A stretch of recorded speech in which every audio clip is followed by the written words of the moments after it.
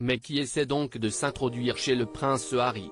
Depuis les 14 derniers mois, la police aurait déjà été appelée 6 fois pour des intrusions malveillantes dans la propriété ultra surveillée du fils du prince Charles et de sa compagne Meghan Markle en Californie. Un chiffre qui inquiète, d'autant que si l'une des intrusions aurait été signalée alors qu'ils revenaient de Londres pour le jubilé, une autre se serait déroulée en leur présence. En effet, signalée le 14 mai dernier, elle se serait produite le jour de leur anniversaire de mariage alors qu'ils devaient fêter cette grande étape de leur vie et que leurs 2 enfants, Archie, 3 ans et Lilibet, 1 an, étaient avec eux dans l'immense propriété à 14 millions de dollars qu'ils possèdent.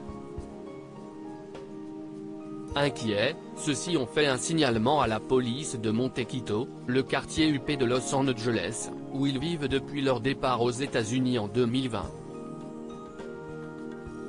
Des intrusions et des problèmes de sécurité qui semblent donner raison au prince Harry, se sentant en danger, et notamment au Royaume-Uni, il passe son temps à demander un service d'ordre plus conséquent lorsqu'il se rend dans son pays. Une demande qui lui a été refusée, le ministère de l'Intérieur ne voulant pas payer pour ses gardes du corps. Harry a porté plainte contre l'État. Obligé d'en passer par sa grand-mère, la reine Elisabeth II, pour venir au jubilé sous bonne garde avec sa femme Meghan et ses enfants, restés bien au chaud au Frogmore Cottage, il a ensuite été obligé de porter plainte contre l'État britannique pour les forcer à accepter sa demande.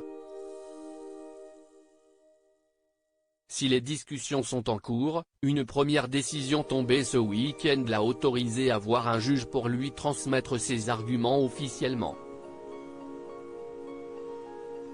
Une bonne nouvelle pour lui, traumatisé du destin tragique de sa mère, qui s'était tuée à 36 ans dans un accident de voiture alors que les paparazzi la poursuivaient.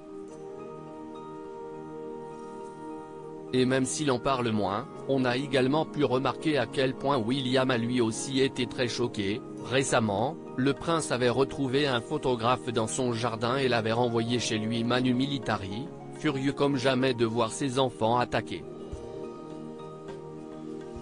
Un même traumatisme qui n'empêche pas les frères d'être en froid pour le moment, échaudé par les nombreuses révélations de son cadet dans la presse et par les attaques contre sa femme, Kate Middleton. Le prince William avait refusé de le voir en tête-à-tête pendant le jubilé, ne le regardant même pas. Harry, de retour après 2 ans, avait d'ailleurs été assez mal accueilli, notamment par ses oncles et tantes et certains de ses cousins.